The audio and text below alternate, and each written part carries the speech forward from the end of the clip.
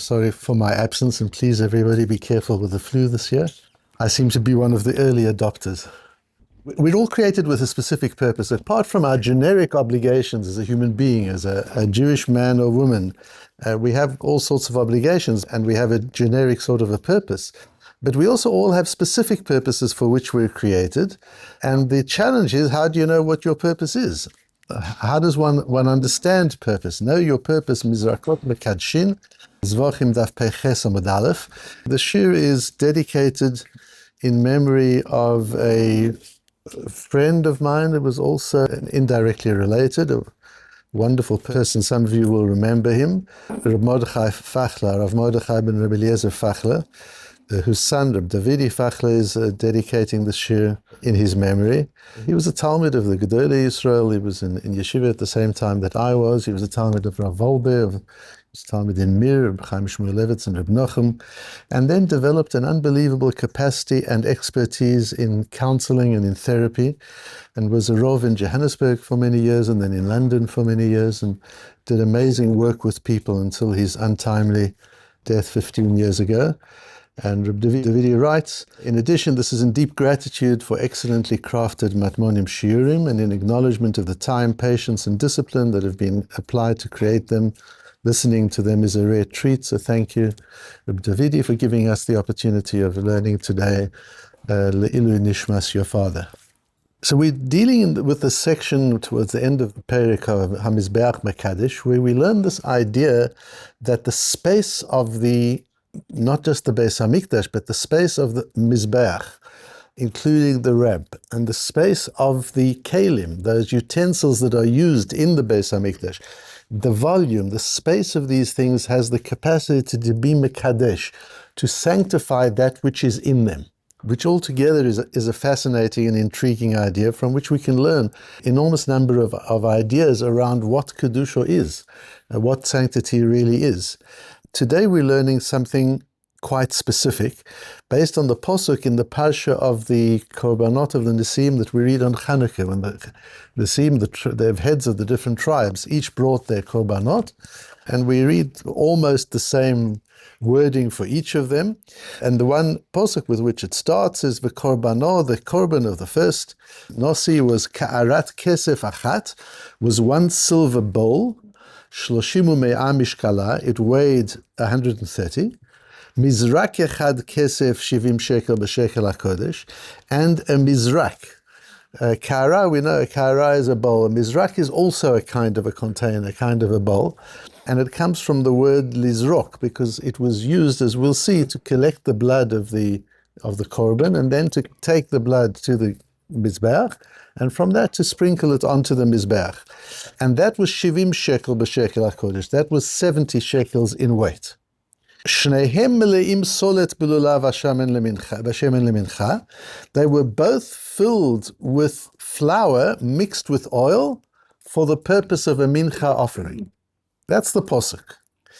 And the Rambam clarifies that hakapot v'haka'arot shemekablim bahem hamenachot. What is the difference between a ka'ara and a mizrak? A ka'ara is a bowl used to hold the flour of the korban mincha, of the flour offerings. And a mizrak was shemekablim bahem adam. That was the container into which you received the blood from a slaughtered korban. Our Mishnah says, Klei halach mekadshim et halach, umidot yavesh mekadshot et hayavesh. Those utensils that were used for liquids could sanctify liquid. Those utensils used, Rashi goes into the question of why the word midot is used here. Those utensils used for dry things like flour could sanctify dry things.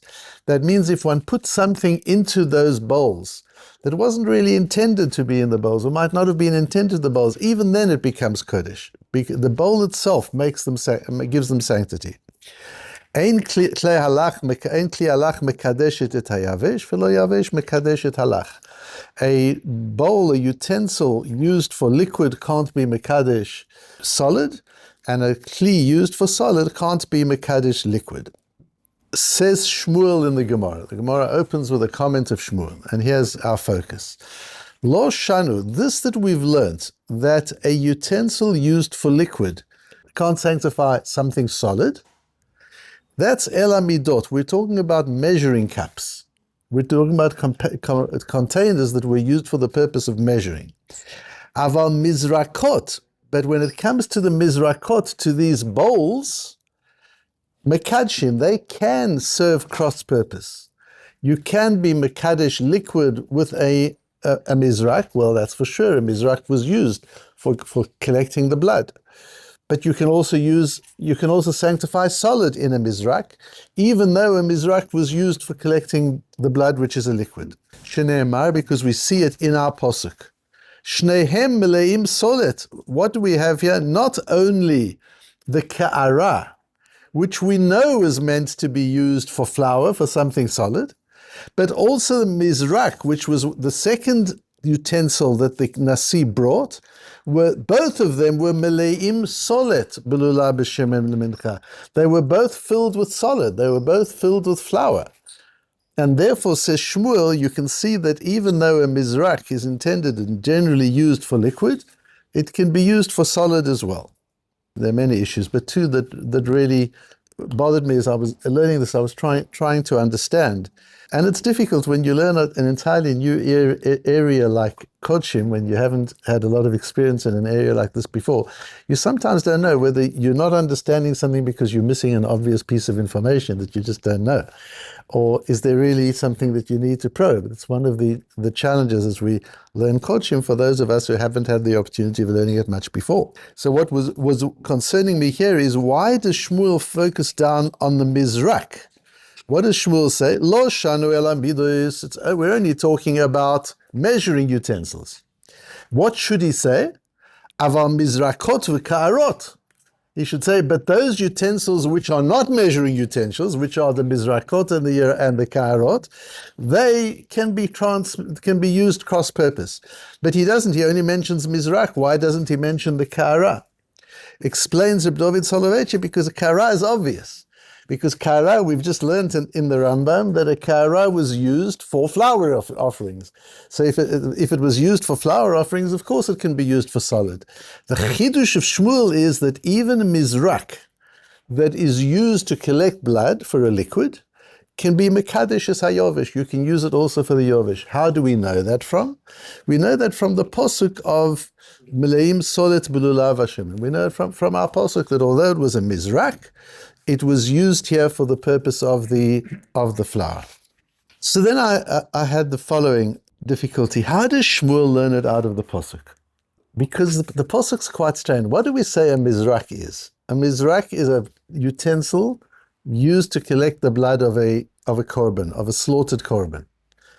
The Nesiim bring two utensils as gifts to the Beis HaMikdash. One is a ka'ara, a bowl used, and some translations say bowl and some say basin, and they're both right. A bowl is something that holds an item, so the bowl holds the mincha. But it's also used to work the mincha. It's the oil and the flour are kneaded together in this bowl, so it's a kind of a basin as well. It's a ka'ara. It has use both as a container and as a working utensil. Whereas the mizrak is used to receive the blood, carry the blood to the mizbeach, and then sprinkle the blood, throw the blood onto the mizbeach.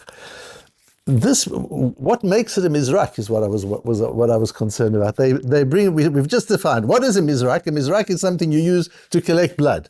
What did they do? The Nesiim bring these two items. One they say is a ka'ara and one is a mizrak. What makes it a mizrak? The fact is they've both got, the Torah quite tells us, Shnehem Meleim Solet. They were both used for the mincha offering. And we've said what is a mizrak? Shemekablim bohem adam, the Rambam says. A mizrak is something that receives blood. This wasn't used to receive blood. At what point did they become a mizrak? We know that those kelim, after the original ones that Moshe made, those kelim took on their character from their use and from their first use. The moment they're used to receive or to hold a korban mincha, they become a ka'ara. The moment they're used to receive blood, they become a mizrak. But here you've got a bowl which is called a mizrak, but it's used as a kairo. How does that even happen? And this is an example where I'm just missing something very obvious, but it's I found a very, very interesting person. The Mishmar Halevi, Moshe Mordechai Halevi Schulzinger, was a Rov in Haifa. And it is interesting because one of my smichas came from Rabbi Yaakov Fink, who was the Av Beis Din in Haifa, at the time where Rav Schulzinger was the chief shochet. And then later he became a very important Magid Shir in Bnei Brak and wrote and did some lovely, beautiful stuff. And he asks the question here, how does the Mizrak become a Mizrak? What actually happens to make it a Mizrak? And he goes to try and answer it. There are a couple of other people that deal with it. Rav Steinman deals with it on the side. But I want to suggest the answer lies in the Sifri on the Posuk. The Sifri says, it says that the first one, the Kara, is 130 shekel of weight. It says that the Mizrak is 70 shekels of weight. Shivim shekel, the shekel HaKodesh. Says the Sifri, Uma hefresh ben ka'ara lemizrak. What is the difference between a ka'ara and a mizrak? Now we learned in the Rambam, the difference between a ka'ara and a mizrak is that one is used for the flower offering and one is used to receive the blood. That's the difference, says the Rambam. But that's not what the Sifri says.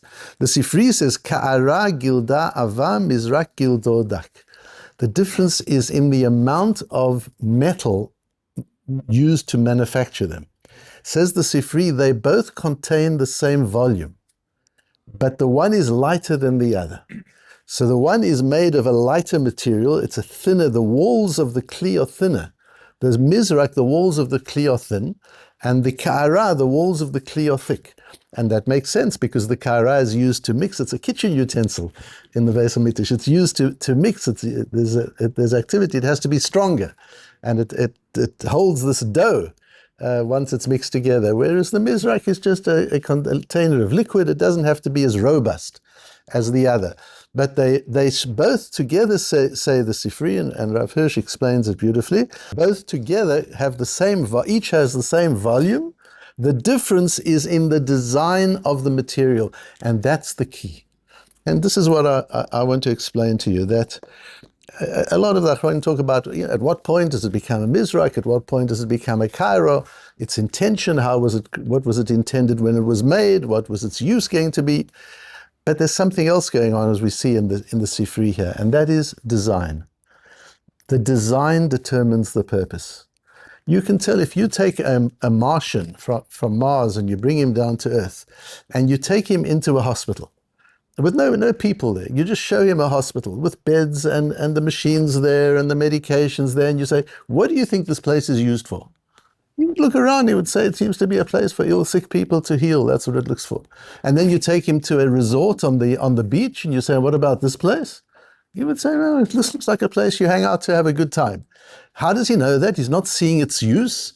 He hasn't looked at the instruction manuals. He can see from the design. The way you design something informs its purpose.